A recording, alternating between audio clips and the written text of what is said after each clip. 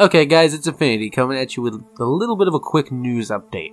I was going through my social media feed when I noticed that Obsidian Entertainment had shown, or should I say, they shared a special interview that they had done with a, I don't know what to call them exactly, but they were a part of Game Informer. They did an exclusive interview with them showing off some of the new Outer Worlds gameplay, and I wanted to look at it, and I just wanted to kind of like show you what was going on. I'll leave a link down in the description so you can see it yourself. And on top of that, I wanted to discuss what I saw, what I think about it, and how it kind of like pulls from different things. Because I was thinking of a lot of different games when I was looking at this. Specifically two, Fallout and Borderlands. I was looking at that and I was thinking about that. And when I was looking at the gameplay and how it looked overall, it looked a lot like BioShock.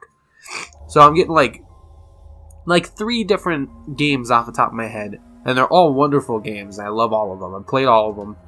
I definitely played Borderlands extensively with my friends. I have definitely played Fallout. I mean, you guys have seen me play Fallout. And I love the BioShock franchise. I've played every single one of the DLCs as well as the base games. They were all wonderful games. And if you haven't played those games, try them out if you're looking forward to Outer Worlds. Because those are kind of like the games I'm getting a feel for when I'm watching these trailers and stuff. So what kind of stuff have we seen so far? Well, they were doing an interview, and they were showing off some of the gameplay, and they were talking about some of the mechanics, and they were showing off like how guns worked, and how the situations in different, combat situations can play out, different enemies that we got to see. And I was digging it, because it kind of has this Borderlands feel where you shoot someone, and the number of damage that you do to them kind of pops up. And it's kind of like reminiscent of that old RPG kind of esque feeling when you shoot something or when you do damage to it. It pops up a little number like you took away 6 health or 10 health or 20 health, Kind of like what's going on with Outer Lands. It really does remind me of Borderlands. But I'm really getting this sort of feeling like, I don't know, I'm just thinking of Borderlands because it's the only franchise that I know that does that. But yeah, when you shoot an enemy, you get that little health thing, the little number that pops up telling you how much damage you did, which is kind of cool. Another thing they've kind of shown off, I apologize for stuttering so much, I'm just so excited for this, I guess. Another thing they were showing off was the whole companion system. This was more reminiscent, I wouldn't say of anything I'd really seen before, but it did remind me of these special critical shots that you can get in Fallout 4. Because you could activate them and then it would cut to someone else, like the mysterious stranger popping up, and then they would shoot or they would jump in and attack someone.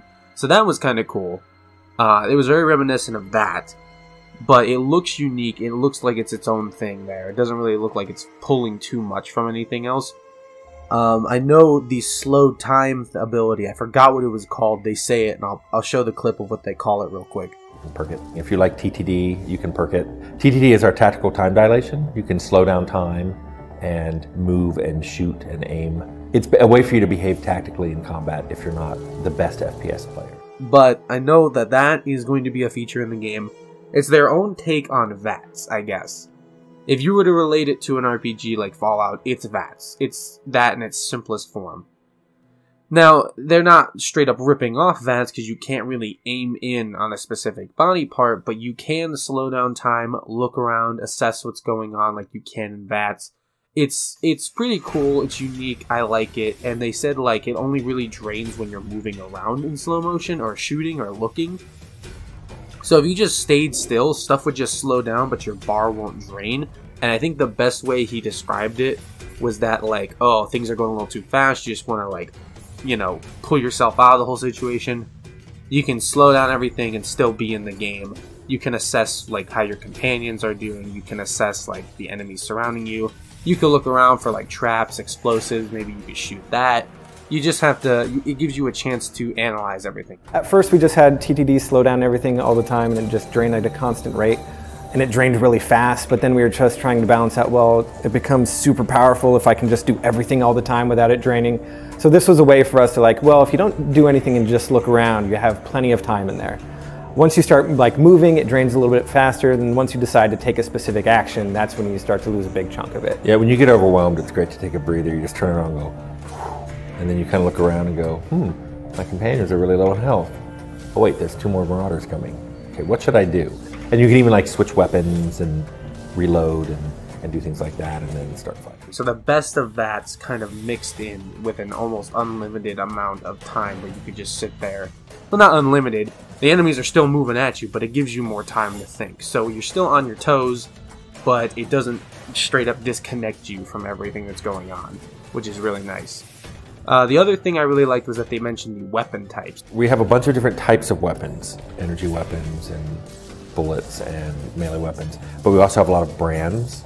In the weapon types, they're talking a very, very similar thing to Borderlands is what they're going to be doing. It's basically, they got different manufacturers.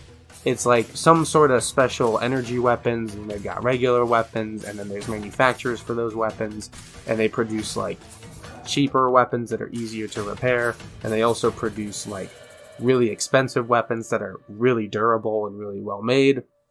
Again, Borderlands with the different manufacturers in that game. You have Maliwan, you have Vladof. Similar sort of situation going on in Outer Worlds. You got these different manufacturers that make cheaper guns, that make more expensive guns, that make finer tuned weapons, that make faster shooting weapons, that make heavier, more, bigger weapons that have a bigger kick to them. It's all just really unique way of spicing up the combat, I guess, is by adding in these little features that I guess are kind of important at the end of the day. So I like that. I mean, the guns look good. The combat looks good from what we've seen in this little tidbit here. It's not everything. I'm hoping that there's more to it than what I'm seeing, as what I'm seeing isn't bad, but it's kind of like pretty basic when you get the hang of it. I know they said they wanted to, and I quote, make it feel like it wasn't too much, but they didn't want to make it boring. They want to make you feel like you could die at any moment, but at the same time, they didn't want to make it too challenging. They don't want to overwhelm you, but they want to open up a lot of options to you right off the bat, as well as give you enough weapons and stuff so that you feel like you're really getting into the game when you're getting into it. And I think that's really well done. I looked at this trailer, I was already kind of on the fence of whether or not I was going to be on the whole Outer Worlds game, because, I'm not entirely sure if I wanted to play it. But after seeing it, it looks pretty good. I feel like it's a good opportunity for me to kind of like check it out since it's a brand new game and I'm on YouTube right now. So I might just check it out and see how it works out. And if you guys want to, I can play a little bit of it, maybe do a playthrough of it, do an Infinity's Breaks little series on it. Because I already got Skyrim and stuff, but you know me at this point. I'm more than willing to add another good game onto the pile. Especially if you guys want to see it. It looks good, so I might just pre-order it. I know Obsidian's a good company. They made New Vegas. They made a lot of really good RPGs out there. I haven't followed them too much outside of New Vegas and such, but I just know that this game so far, from what I'm seeing from the trailers, from the story, from the characters, from the gameplay in this new snippet, I'm liking it. And they probably will have my money at this point. What are you guys thinking of the new Outer Worlds game, the new trailers, the new gameplay? What are your guys' opinions on it? Should I cover more of it? Should I not?